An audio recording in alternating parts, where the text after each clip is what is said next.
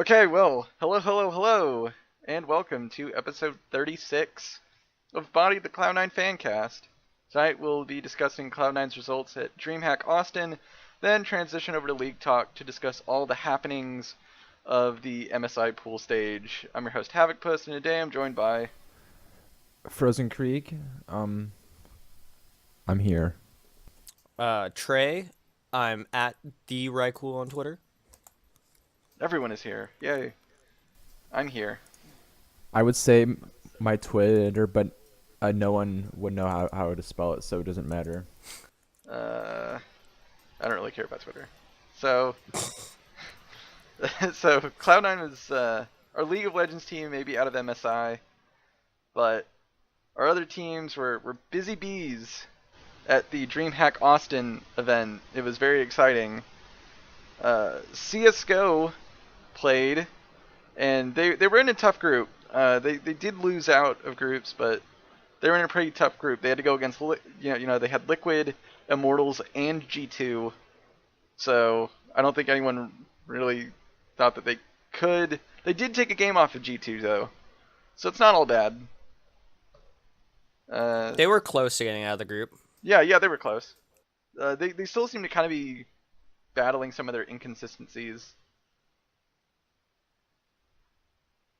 For sure. I think with time, they'll get it back.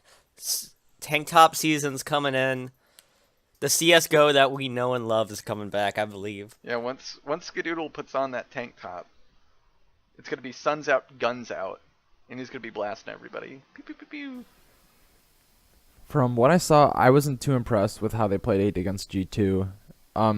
That they almost lost a pistol, or they almost lost a round when G2 was on pistols. And I don't watch CSGO, and I was like, immediately I was like, that was really fucking bad. And then Trey confirmed it, so I'm mad about that still. I remember that. That was weird. It was round 2 of game 1, I think. Yeah. Yeah, Still mad about they that. got ecoed. Yeah. Unfortunate. Hopefully they can pull their stuff together by the time the E-League Major rolls around, because if they don't qualify for that, I think that's probably when concerns will mount, and action will need to be taken. Swift, decisive action with bullet points. It's good to note that even though they didn't look too great at DreamHack Austin, they did play Wednesday in the ECS, the season they have going, and we went 2-0 against Lumosity, so that's good at least. We seem to be really good. Luminosity's good, right? They're a good Luminosity team, right? is all right. The thing is, we seem to be a lot better online than offline, and we just need to fix it for LAN. Okay, yeah, they're fighting some stuff that LAN has that. Okay, I believe. I think that they can stitch it all up together. You gotta believe. Yes. So Yes. how do you? Oh yes. Yeah. First off, we're recording this on Wednesday night, so that actually just finished like a half hour ago, maybe. Yeah, it finished like 20 minutes Yeah, ago. it was pretty recent. Okay. We have some time today. I know we don't have Pie Magic Man, which would help. But how do you guys think the experiment is going with having a coach there? I think it's starting to work out better. Yeah. Yeah, I think they're playing a little bit better with the coach. Just kind of, they have an extra voice to kind of give them feedback on how they're playing. So I think that if they stick with him, or maybe if Valens doesn't work out, maybe find a different coach. I think they can certainly improve. I think we just need time. Mm-hmm. But anyway, let's move on to Smash, because Smash happened as well at DreamHack Austin. The good news, Mango went on to win the grand finals in doubles with CLG SFAT. Leffen actually turned him down for doubles, and Could this be the sign of a new dynamic duo for doubles? They certainly looked super good. Possibly. The thing is, SFAT is a part of the grand duo team, which is the CLG Incubus PewFat, which they have great cohesion. I think Mango and SFAT work really well because SFAT is a really controlling player who can take over a map, and Mango just like does Mango things and goes off. Yeah, Mango had So some good 1v2s that I saw. so that allows for just like a big combo. Yeah. Moving on to singles, however, kind of a different story. Hold on, I got a cough. Sorry. Yeah, so Mango went on to winner's semis, where he faced his nemesis, his kryptonite, Chudat. And once again, the curse continues. He got beat by Chudat, and after that he went to losers and he lost to Mewtwo King in loser semis. So he finished 4th in singles, which is kind of funny that he keeps losing to Chudat. He just can't stop the yayas. Like, Chu is such a good Ices player, and you have to really play around getting Nana away, and he controls Nana in such a way that, like, I've only seen one other person do, and that was Wobbles in his prime. So... Yeah, I saw him try to do that a little bit. The Ice Climber chain grab seemed incredibly broken to me as a non-Smash viewer. Okay. Watching it for the first time, so maybe you could enlighten me on this a little tiny bit. Okay, so that is what we like to call wobbling. And what wobbling is, if you get the right timing with your grab and you delay Nana just a bit, you can hit as your grab would go off, so it resets the grab timer, and you can just keep doing that until they're high enough to where you can forward smash and kill them, pretty much. The reason that this is tournament allowed is Ices don't have a long grab range, so it's pretty hard for Ices to get a grab, and if you're playing right, Ices just will never get a grab on you, and you'll be able to kill Nana before Popo can actually grab you. Okay. Alright, that makes sense. As someone who doesn't really watch it, it just seemed crazy. It allows players who use that strategy to excel if the opponent doesn't know how to play against it, but if the opponent knows how to play against it, usually they'll just get washed. The one thing that Chudat does differently than others Ices do is he plays a lot around the wobble, but he also plays a lot around just like keeping his position around the map and creating pressure around the center, where if like it's a fox, they can't get lasers in, because if they try to go for like a double laser, he will just run up really fast and grab him, and that's a free stock. So okay, interesting. That's a intricacy that I didn't see Smash having. That's super cool. So I guess moving on to Smash 4, Ally came in second with Locust in doubles, losing out to Zero and MK Leo. In singles, he went pretty far, but he went to the winners finals, but only to lose to MK Leo, and then he went to losers finals for a rematch against Zero, and it was a really close match, but he ended up losing and finished third in singles. it happens. I believed. I thought he was going to be able to beat Zero in that fifth game. Well, It's unfortunate, but I think both Mango and Ally right now are kind of trying to find where they are in the game. I think Mm. Ally, MK Leo, and Zero are definitely like the top three in Wii U, hands down, right now. Mm. And Mango, other than losing to Chudat, he's been performing consistently decent. Not Mango standards, but all right. The thing is, other players seem to just be getting ahead of him. And that could be practice, that could be so many things.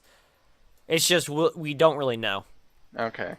Well, hopefully Mango and Ally can continue to grow and stay as a top dog in their games. So moving on to Hearthstone, Firebat, Strife Crow, and Tides of Time all participated at DreamHack for the DreamHack Austin Grand Prix, but sadly they didn't finish in the top 16, so they couldn't get out of the group stage. But I want to give a shout out to Kalento for not only achieving rank 1 in both NA and EU servers, he won a 2,000 plus person Chinese tournament called the China Grand Open, which is pretty dope. Yo, Clinta's fucking sick. Yeah, I don't know that much about Hearthstone, but apparently he's crazy smart with strategy and such. Dude, it's like watching five-dimensional chess, and the other player is just always getting destroyed. That's what I've heard. So, great job, Kalento. You hats off to us for performing so well. Now At least we performed in something. yes, at least we performed in something. Got to take our victories when we can. Last other esports topic, Vainglory. We beat Rogue Gaming 2-0 and Gankstars 2-1 in this week's VG8, putting us in the finals. TSM actually got beaten by Tempo Storm, so we got to face them, and we 2-0'd them. The first game in that Tempo Storm game was completely dominant. They looked super good. And with that win, we actually got enough points to put us into second place, and we got a bye for the tournament coming up in London. Yeah, and that's really big, because that allows us to really scout out our opponents some more. Yeah. Especially considering it's NA and EU coming together. So, like, I think it'll give us a real advantage. If we practice for it, I think we can really go far. Yeah, I think ever since we made those roster changes, the Vainglory team's been looking really solid. Definitely at least a top 3 team, at least in North America. So I'm really glad that Vainglory is starting to pick up and do really well and be really competitive. So it's great to see them really succeed. Oh, yeah, for sure. Yeah, and once that's finished, I'm hoping that we'll be able to come up with a special episode. I won't say much more than that, but that's what the goal is. We have something in route. Maybe Let's just say have that. some irons in the Juiciness. fire. Maybe. If you will. Only maybe, but that's the goal. Yeah, for sure. Well, now that other esports is out of the way, let's talk about MSI. So right now, what happened was the pool stage. So you got all these little tiny, smaller regions like Turkey, Oceania, Japan, Brazil, Latin America South, GPL, CIS, which is basically like Russia, all coming together to kind of fight and see which team from each group would be able to take on North America and Taiwan to kind of fight over which teams can advance on to the actual group stage of MSI. So, what do you guys have any thoughts on the first round so far? Yeah, I think I was really surprised at how good the GPL actually looked in a group with Virtus Pro, which beat M19, which was a team that was at semifinal or quarterfinals in Worlds in last year and took a game off the Rocks Tigers. They beat that team, and then they just they couldn't pull it out. Gigabyte Marines from the GPL are an extremely good wildcard team, and I think I hadn't done enough research on them because I really undercounted them, and I'm sorry for that. But wow, do they look good?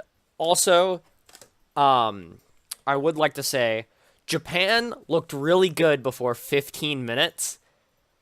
Yeah, yeah. Oh man, And that's all I can say. I was really hoping that that Rampage, the Japanese team, would actually perform and show everyone like, look, Japan's just as good of a region as a lot of these other regions, and they completely crashed. They and did burned. bad. Oh, their bot lane looked really good, but I think just on like macro play and everything, I don't think had any real idea of what to do.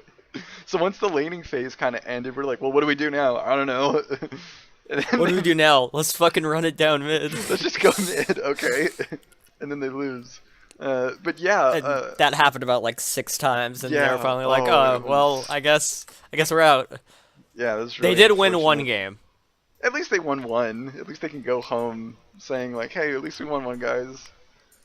But yeah, the Gigabyte Marines, they really impressed me today with the TSM match, which we'll probably talk about in a little bit more detail in a In bit. depth, yeah. Yeah, but yeah, I should probably try to check out the GPL now because Gigabyte Marines look really good, and Supermassive from the other group, I think them and Gigabytes, I think definitely looked like a cut above the other wildcard teams that were in the pool stage. Kind of. I don't necessarily agree with that. I think Brazil and Russia both were also really good. They just were in a position to where they may have just not been good on the patch. But I think both those teams also were really good. Yeah, yeah. Frozen, do you have any thoughts? Yeah, I think that this playing round is a really good idea. This whole like play-in idea, just because it gives us a chance to see teams like Gigabytes. Yeah, come it's and really play. exciting. I'm having a blast watching it, even though Cloud9 isn't there. I'm still really loving MSI so far. Yeah, and I think it's a lot more fun to watch it this way, just to like see a bunch of regions come together. For me, I was really looking forward to seeing Dire Wolves play once I saw that Schernfire played for them. For people who don't know who Schernfire is, he's a Oceanic player who came to NA to try and become a hot thing, a hot commodity, and he was playing for Astral Authority, organization I was previously involved with, and they eventually switched to Dream Team in NA Challenger Series of summer last year, and then Schernfire left. I think another jungler came in for a week or two, and then it was Acadian who came in on Dream Team, and they just missed out on promotions. I'm playing into the promotion tournament at the same split that Cloud9 Challenger was in. So I was super excited to see him play, but he didn't look good by any means. I thought that they were one of the weaker teams who showed up, which I guess is kind of expected, just because Oceania is kind of like such a spread out server with not that many good players. Yes, the thing is, Oceania as a region has been like this for a while, where like they seem really good, but they can't. There's just something missing, whether it's infrastructure, whether it's like a grasp on meta, whether it's the Tainted Mind scandal. Sorry, a little slip of the tongue there. I just think like with time it's gonna get better, and we just need to get to that point. Like, Oceania can be a good region. I think all of the current regions right now played all right. There are clearly 2 or 3 regions that need to work on it, but other than that, it was good. I think this is much better than the wildcard tournament because people actually watched this. It felt like it did have a lot more value So I think it's good. Yeah, for sure. Yeah, and they were in a stronger group too. I think if you would have put them in Group B, they might have performed a little bit better. But they obviously were one of like the 3 or 4 best teams there.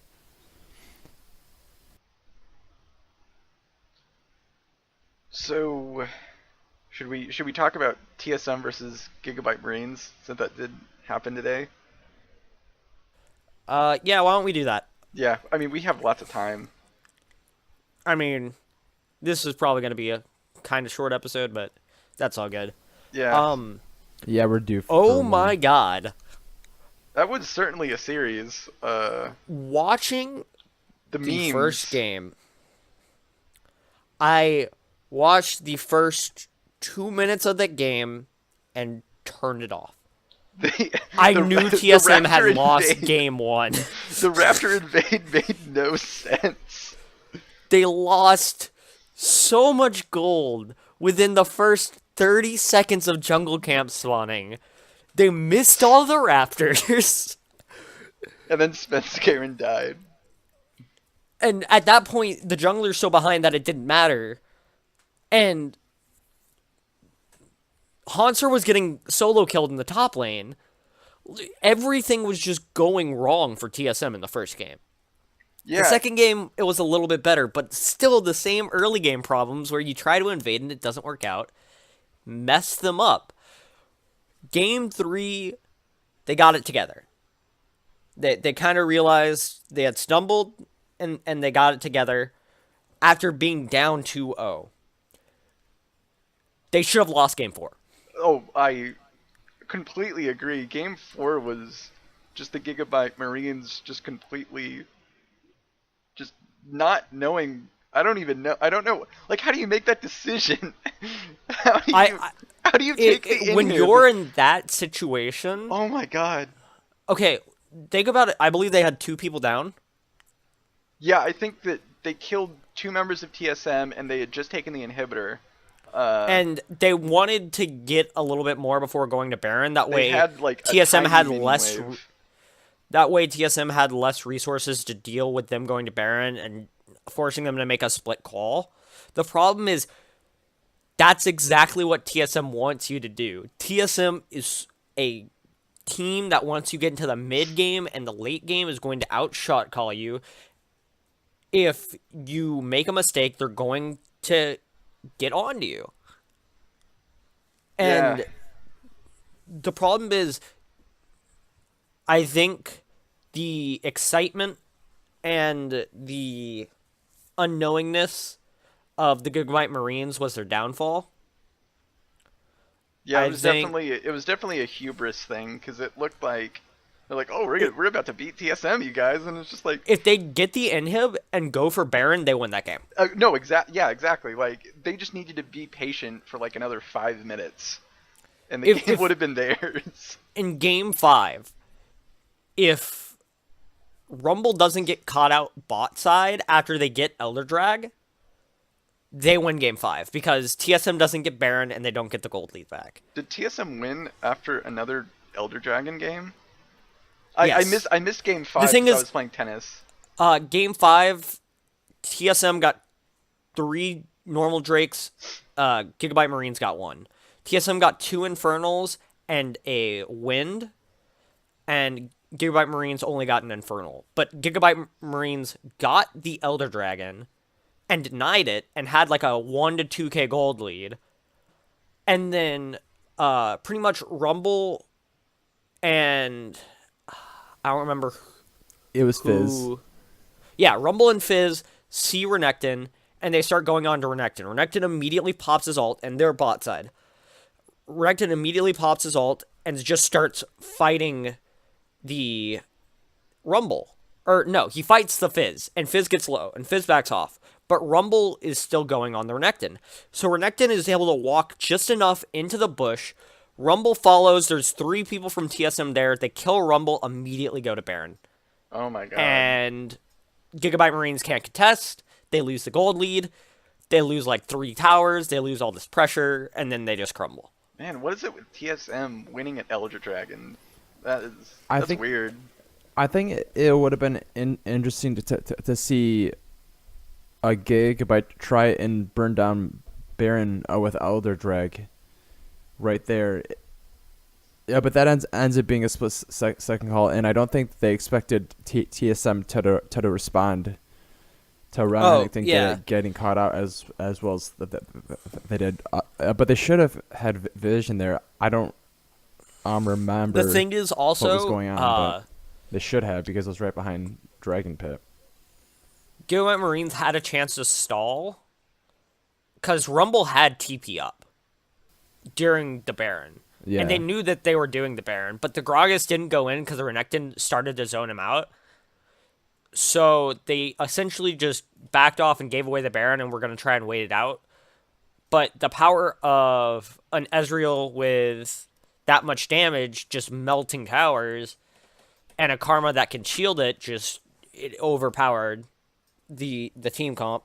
Also, the Ivern creating the guerrilla warfare also helped. Yeah, the Vietnam round 2.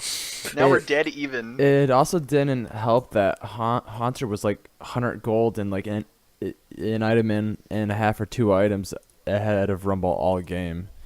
If that would have been a smaller a deficit, I think that a Gigabyte should have pulled off that game too. But he was just so far behind.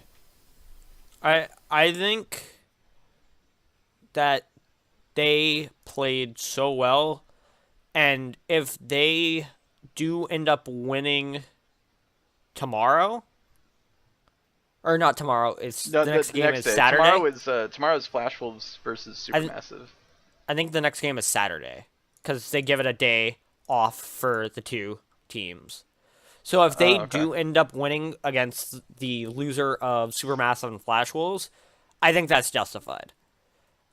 I think Flash Wolves are probably going to whoop Supermassive, but you never know. I thought TSM was going to 3-0. Oh yeah, I think everyone thought TSM was gonna 3-0. That might have been the most boosted thing I've ever seen. Oh yeah, That game won. Yeah, I do gotta hand it. Gigabytes definitely proved themselves as a good team today. I think that even though they lost, they should hold their heads up high.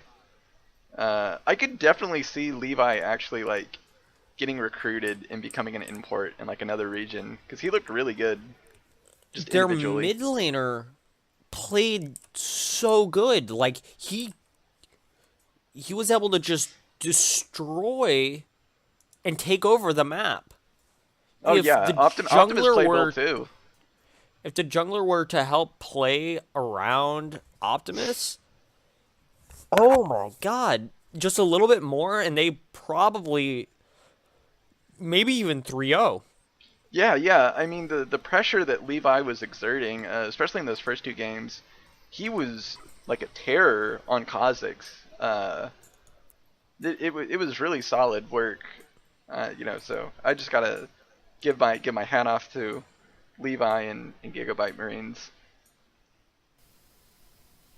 Yeah, and I think if their top lane in there was in anything better than Diamond 3, then I think that they easily could have pulled that off. In that, what was it, Game 3? He picked Renekton into Gragas and got solo killed 3 times. Oh, it looked like Hanser was just taking out so much frustration on him. Yeah, and I didn't see Game 4 or much of 1 and 2, but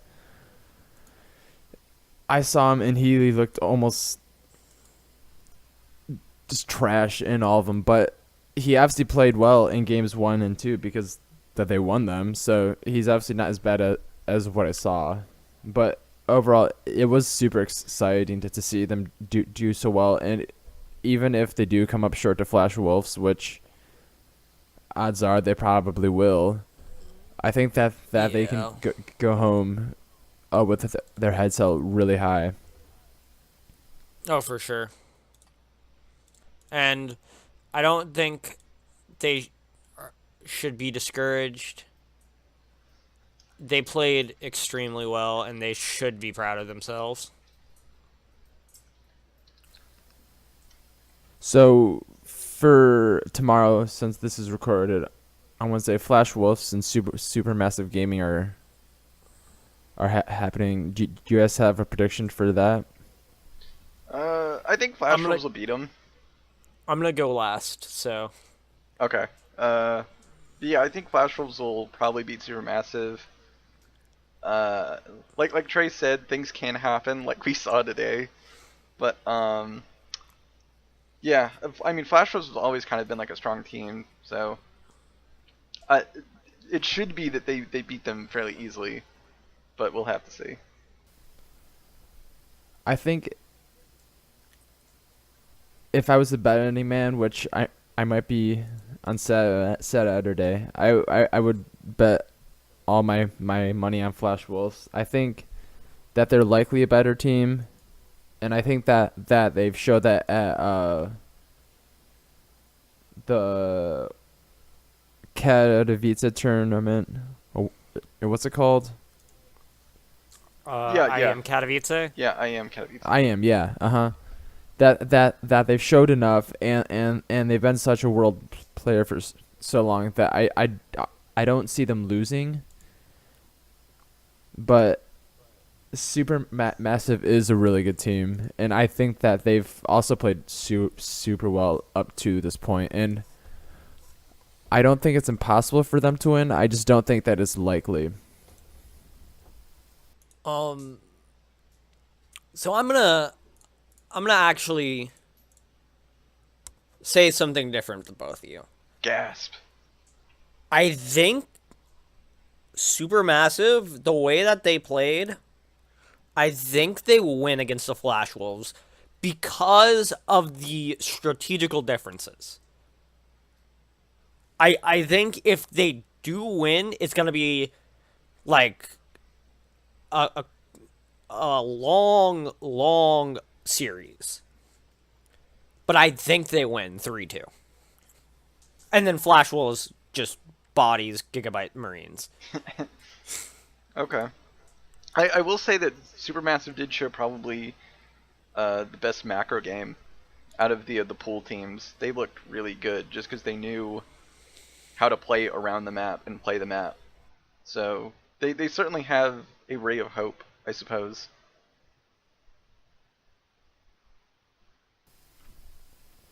Yep. So And my only thing is that they're going against the seasoned veterans who have been around. They've competed with SKT every MSI that they've just have Maple and Karsa, and I think that that's a strong enough duo to hold them over.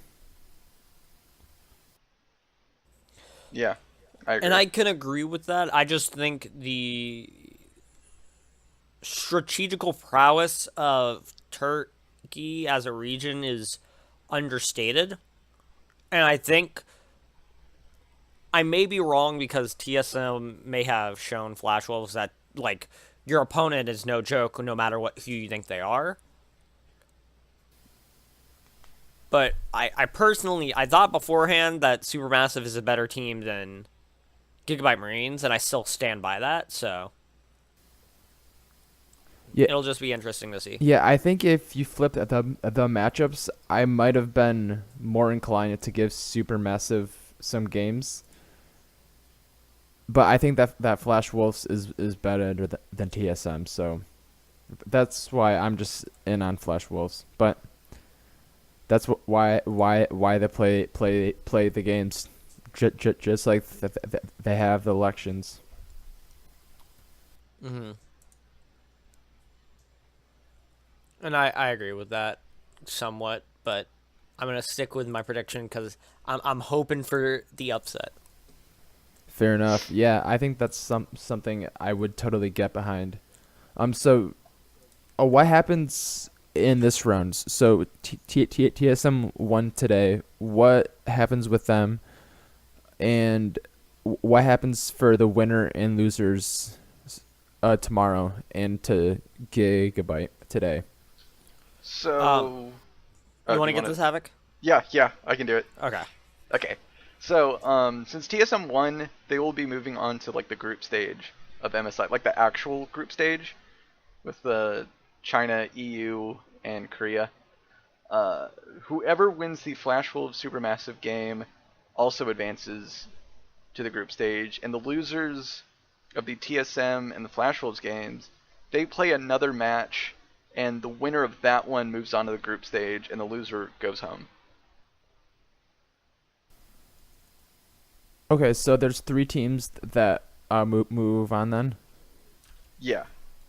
Correct. Oh, okay. I must have missed that part. But yeah, let's move on. We're running, I guess, about on time again. But we're just gonna have a little bit extra discussion.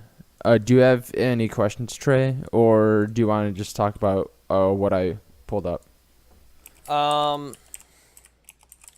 I have one specific thing to talk about for extra discussion, and that is going to be, what do you guys think the current mood of the C9 fan base is? The current mood. That's a good question. Probably. I would say probably a mix of like maybe disappointment, and maybe also a little bit of hopefulness towards summer. So I think probably a mix of those two emotions, probably. I'm trying to See, find the right word for what I think. my personal opinion is that a lot of C9 fans right now have some cautious optimism. Yes. Just That's a around good phrase. Mango's gonna get back. Ally's gonna snap back. CS:GO is gonna get good for summer. C9 League is gonna get good for summer. Vainglory is playing well. All of these things, they're so small and minuscule, but they add up to the entire org. Yeah, yeah. I was actually thinking about this just kind of on my own after that finals loss about kind of being the second banana of like esports Yes, because that was a banana. um, because like Cloud9 is this organization, we're like a top tier organization. We have teams and for the most part they perform fairly well, but we can never really get over this hump of like winning championships and being like the top dog. And if we are the top dog, it doesn't last for very long, and someone else kind of bumps us off. And I've been kind of struggling with like, well, is that a good thing or a bad thing? On the one hand, we're second place. We're the number 2 guy. If anyone wants to be the See, top, they have to get are through we us. the anime hero or the anime villain? Exactly, because like, but on the other hand, we're not first, so we're gonna always be resenting the guy on top of us, and we have to fight like twice as hard to try and get their spot. So it's this But really weird duality. I think, and this might just be my C9 bias, but I feel like in the world of esports, C9 is probably the most consistent fan base. Where no matter what happens, people are sticking by the team. And I think because of that, I would give us the title of the protagonist only for the reason that there is no resentment from a lot of our team. It's just drive to move forward and get better. Yeah. That's certainly how I feel, at least. I think So. that I think I agree with what all you guys have said so far. One of the things that always kind of helps is that it seems that Jack always has a plan, even when things go wrong. That there's always a chance for a bet editor tomorrow. Like we just picked up a whole bunch of highline investors. 2 months ago now, and those dividends aren't going to start paying off for 6-8 months even from now. But just knowing that they're always actively working, and he's always advocating for players' rights, at least out in public. I don't know what it's like in private. That it just seems like there's this sense of community, I guess. So, and I think that we do stick behind the team better than most other orgs. Like even when we sucked, like that the one summer split without high, like there was still like Seventh place. a communal spirit involved. It wasn't like a TSM loses 2 games and their whole fan base goes nuclear, or CLG loses to FlyQuest and that they just fucking blew the hell up in amazing proportions. Like even if we did that, like we'd be devastated.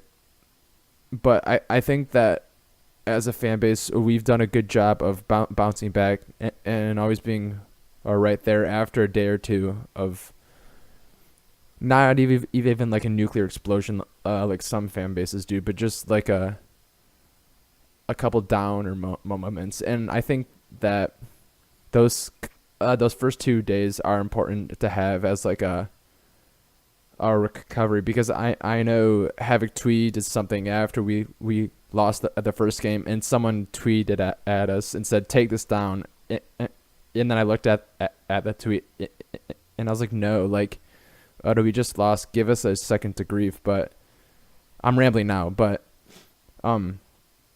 we've always came out ahead of it together, and I think that's what makes the Cloud9 fan base and players so good.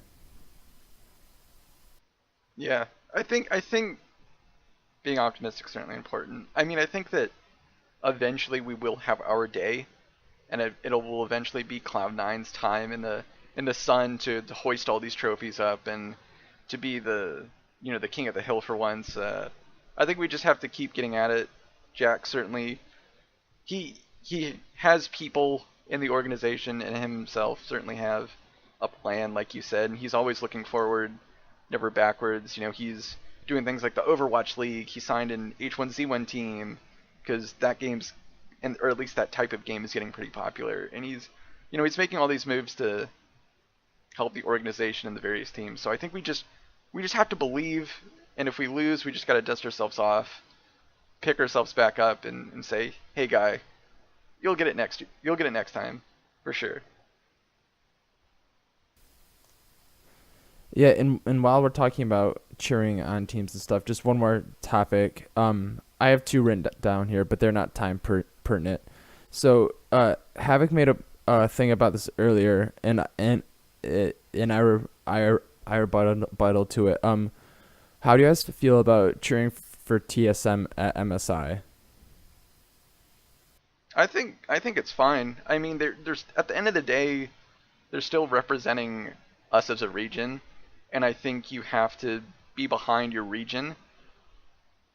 It's kind of like if Auburn went to the national championship instead of Alabama, I think I would cheer more for Auburn than the other guy, because at least Auburn is still from my my conference. I still at least have to make sure my conference can at least still be successful.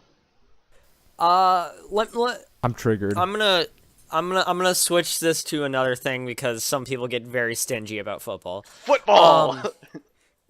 I think of it more so the way of like, you have a team of individuals where you're still all a team, but you compete individually. So you're still going against each other. Just because you don't win, if 3 people on your team need to get top 5 for you to go to like the next level, even if you're not in that top 5, you still want people on your team to hit that point so you make it to that next level. You get nothing out of them doing as bad as you did. Or you get nothing out of them crashing and burning. The only thing TSM does by doing well at MSI is helping NA as a region. So I think supporting them is the best thing to do, even if you may not agree with the team. All right, I can see that point a little bit. I'm just kind of against it, just because I think that Cloud9 in TSM has kind of become the premier rivals of NA at this point. For me, I just don't see like a point to cheer them on ever, just because how they do doesn't affect how we do in the future. It might affect where we have to start playing at MSI next year or at Worlds or something else. But when it comes down to it, how TSM does isn't going to affect how we do.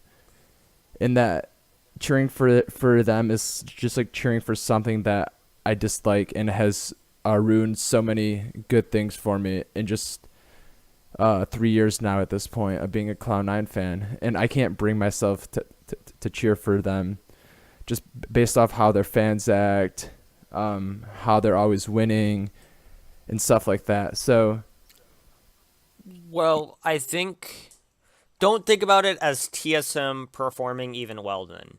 Think about it as whatever team is there. We need them to get top 4 simply so that we get that super important wave 1 or pool 1 seed for North America. And then we can go and beat them and be like, ha, you gave us this pool 1 seed. Yeah, I get what you're saying. It just allows for, like, not only a revenge story, but, like, you helped us and you're our rivals, ha. Like, I don't know. It's like something out of an anime, if you want to think of it that way. yeah, but if we have our faith in Cloud9, like even if we did get a pool 2 spot or a pool 3 spot, like if we're good enough, we're gonna perform at a higher level than where we're placed. And unless we're stuck in a group of death, then we should be able to make it out no matter what. I guess what I'm saying is that it depends on if you like Cloud9 as a team just by itself, or if you like Cloud9 as a team and North America as a region. Because those are 2 separate things. Well, here's the thing. I'm not actively cheering against TSM, but I'm not gonna cheer for them either. It's not quite like a rival I have in other sports that I follow for years, and rivalries have been building up for like 100 years over a bunch of bad blood. That's a team I would love to see lose, specifically in other sports, but I can't get myself to cheer for them. I won't cheer against them though. Okay. I But guess that's fair enough. I don't think Yeah. that it's important to cheer for them either. If it were anybody else who went CLG, if somebody beat us in went, I'd cheer for them too. I just can't bring myself to cheer for TSM just because. Also, sorry, I didn't mean to cut you No, off. you're fine. I'm kind of filling in as I go now. The one thing that also helps is the better that TSM does at MSI, the better we look, because we did take them to that last game. We were so close to winning. That could be us, and that will be us soon. You have to think. So I mean, It just- we got out of a group with SKT and Flash Wolves last year. I have no a reason to expect that we can't do it again with a stronger team. So I think that no matter how TSM does, we're gonna end up memeing about it. But oh well, that I can assure you. that's implied. But I have enough faith in Cloud9 that unless we get stuck in a group with like EDG, SKT, and Flash Wolves or some shit like that, that we can't make it out of it. You make a run to at least quarterfinals. Unless we go up against fucking Samsung or Samsung season 7 version. Samsung or TSM. If we play either of those are the only teams we can lose to in best of 5. So Yeah, yeah. At this point, I think that's confirmed. Yeah, I mean, bring it on. All right. So Yeah, instead do of you a guys short have any- episode, we went long. We'll do moment of the week quickly. Who wants to go first? you can go ahead. Okay. I guess my moment of the week would be TSM and Gigabyte Marines recreating the Vietnam War on the League of Legends stage.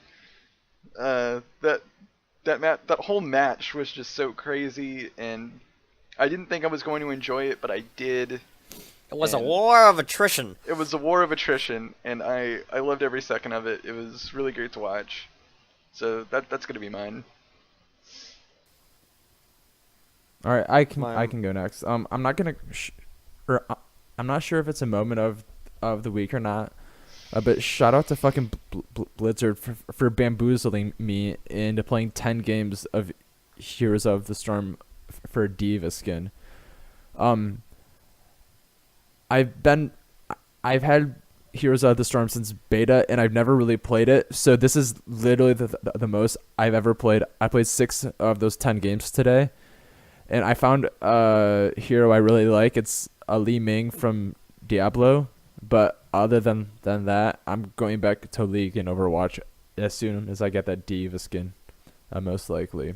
But shout out to them for making me play 10 fucking games, and I thought it was only going to be 5. Yo, ETC is a fucking legendary tank. If you like playing tanks and MOBAs, you should definitely try ETC. ETC? He can, yeah, he gets a lot of CC. He's really fun to play. My moment of the week is going to be getting Twitch affiliate. That made me pretty happy. I'm pretty psyched about that. Oh yeah, I saw Congrats. that. Yeah, congratulations. You've earned it. Thanks, man. Well, thanks everyone for listening. It's been kind of a boring off season, but we try to make it work for you guys. So thanks for listening to the 36th episode of Bodied, the Cloud9 Fancast. Feel free to tweet questions and feedback to @C9Bodied or email us at bodiedfancast@gmail.com. Questions will probably be answered on the next podcast, so if you have any burning desires that you want us to answer, shoot us some questions. Thanks for listening, and we'll see you next time. So say goodbye, everybody. Goodbye. Yeah, we're gonna have a long ass off season now. Bye, guys.